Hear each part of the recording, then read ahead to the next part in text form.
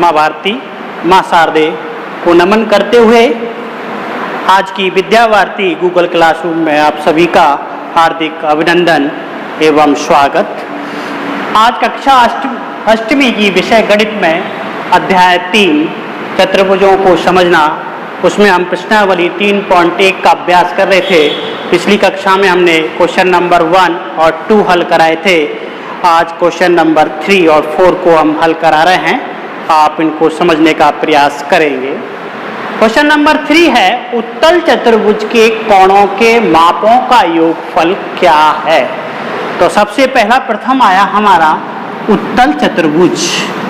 हमने बताया था आपको उत्तल बहुभुज और अवतल बहुभुज की परिभाषा। तो इसी प्रकार है उत्तल चतुर्भुज, वह चतुर्भुज जिसके प्रत्येक विकर्ण उसके अंतःभाग अभ्यंतर भाग में स्थित हो, कैसा कहलाता है? उत्तल चतुर्भुज कहलाता है। जैसे ये अपन ने एक चतुर्भुज ले लिया। अब इस चतुर्भुज में जो विकर्ण बने आपके दो शीर्षों को मिलाने वाली रेखा क्या कहलाती है? विकर्ण आसन्न शीर्षों को छोड़कर। तो ये जो विकर्ण है और ये जो विकर्ण है ये इसके अंत्य भाग में स्थित है। अतः ये चतुर्भुज कौन सा चतुर्भुज कहलाया? उत्तल चतुर्भुज कहलाया। क्या कहलाया?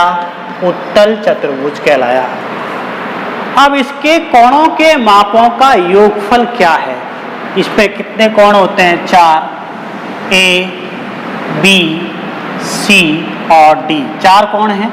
इन चारों कोणों का योग अपन कैसे ज्ञात करते थे? आपको बताना था कि इस चतुर्भुज को हम 2 त्रिभुजों में बांट लेते हैं। ये 2 त्रिभुज हो गए विकर्ण खींचने के, तब त्रिभुज 1 और त्रिभुज 2। अपन त्रिभुज के गुणधर्म से सीख के आए हैं पिछली कक्षाओं में कि त्रिभुज के तीनों कोणों का योग कितने डिग्री होता था? 180। तो उत्तल चतुर्भुज ए बी सी डी के कोणों का योगफल क्या होगा?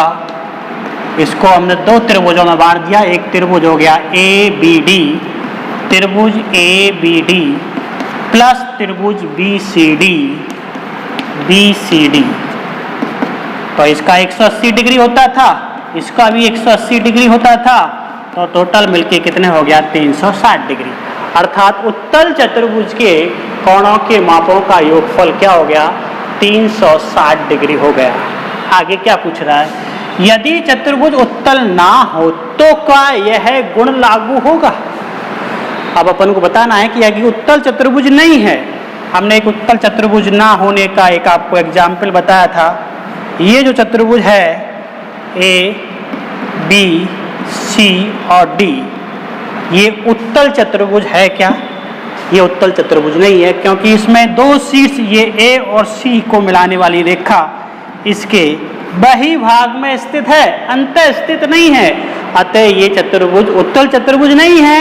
लेकिन इसके इस गुणधर्म का प्रयोग कर रहा है क्या? ये क्या इसके चारों कोणों का योग 360 डिग्री होता है क्या?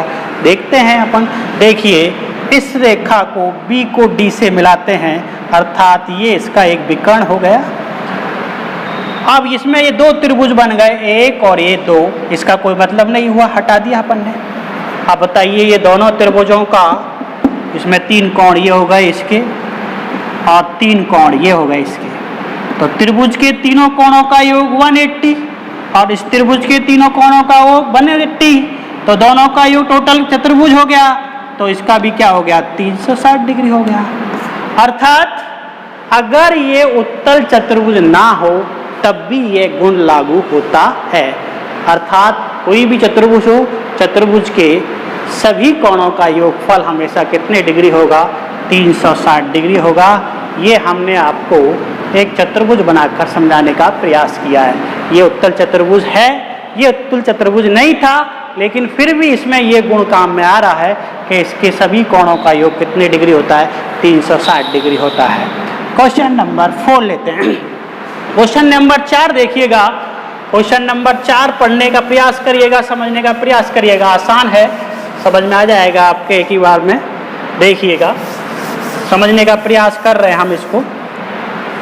तालिका दे रखी है आपको एक, इसकी जांच कीजिए कि प्रत्येक आकृति को त्रिभुजों में बांटिए और फिर उनके कोणों का योगफल ज्ञात कीजिए। पहली आकृति थी त्रिभुज, बोलो कितनी भुजाएं इसमें? 3। तो कोणों का योगफल बोलो कितने डिग्री होता है? 180। ये हम अपन गुणधर्म से पढ़ के आए हैं और ये गुणधर्म आपको याद रखना है, परीक्षा में पूछा जाता है। त्रिभुज के तीनों अंतः कोणों का योग कितने डिग्री होता है? 360 का 180, 180 होता है। चतुर्भुज में होता है 360 डिग्री, अभी बताया था। तो त्रिभुज में तीनों कोणों का योग कितने डिग्री होगा? 180। भुजाएं कितनी है? 3। ओके, आइए अगली आकृति देखते हैं। आकृति नंबर 2, ये चतुर्भुज है, 4 भुजाओं से बना है, चतुर्भुज है। तो चतुर्भुज में हमने इस चतुर्भुज को 2 त्रिभुजों में बांट दिया, 1 और 2। तो इसका 2 गुणा 180 अर्थात कितने डिग्री होना चाहिए? 360। अब इसमें हम एक फॉर्मूले की तरह काम में लें, इसमें भुजाएं कितनी है? 4 माइनस शीर्ष 2 मिला के इंटू 180। इस तरह अपन इनको लिखेंगे। n भुजाओं की संख्या, यहाँ भुजा कितनी है? 4, तो n की जगह यहाँ लिख देंगे 4। 4 माइनस 2 इंटू 180, 2 इंटू 80, 360, 360। ओके, अब आते हैं ये पंचभुज, 5 भुजा, 1 2 3 4 5। इसमें 2 विकर्ण अपन ने मिला लिए, तो कितने त्रिभुजों में बट गया? 3 त्रिभुज में बट गया। 1 2 3, तो 3 इंटू 180, बोलो कितना हुआ? 0। 3 8 24, 2 3 2 5, 540।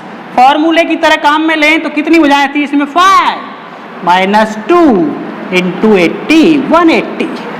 तो 5 माइनस 3 3, 5 माइनस 2 3, 1 5 4 0 इंटू कर लीजिए। तो ये हो गया पंचभुज, 5 भुजाओं। देखिए षठभुज, 6 भुजा हैं इसमें, 1 2 3 4 5 6। 6 भुजाओं में 6 इंटू 180, यही होगा क्या? नहीं, 6 भुजा नहीं है, त्रिभुज देखने अपन को। त्रिभुज कितने इसमें? 1 2 3 4 त्रिभुज बनेगा। विकर्ण खींच लिए, पहला विकर्ण, दूसरा, तीसरा। तो कितने भागों में बांट दिया इसको? 4 त्रिभुजों में बांट दिया अपन ने, 1 2 3 4। तो 4 इंटू 180, 18 चौक 72, 720 डिग्री। अब फॉर्मूले की तरह कैसे काम में ले लेंगे? कितनी भुजाएं इसमें? 6 माइनस 2 शीर्षों को मिलाने, 2 शीर्षों को मिला के एक विकर्ण बनता है, तो माइनस 2 इंटू 180।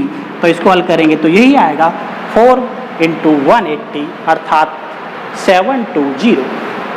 इस प्रकार हम भुजाओं के आधार पर इनके कोणों का योगफल ज्ञात कर सकते हैं।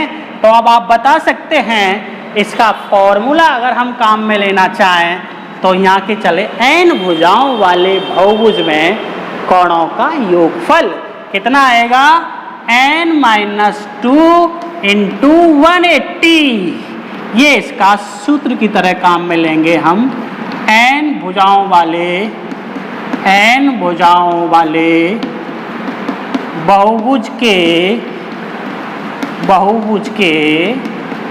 कोणों का योगफल किस सूत्र से निकालेंगे अपन?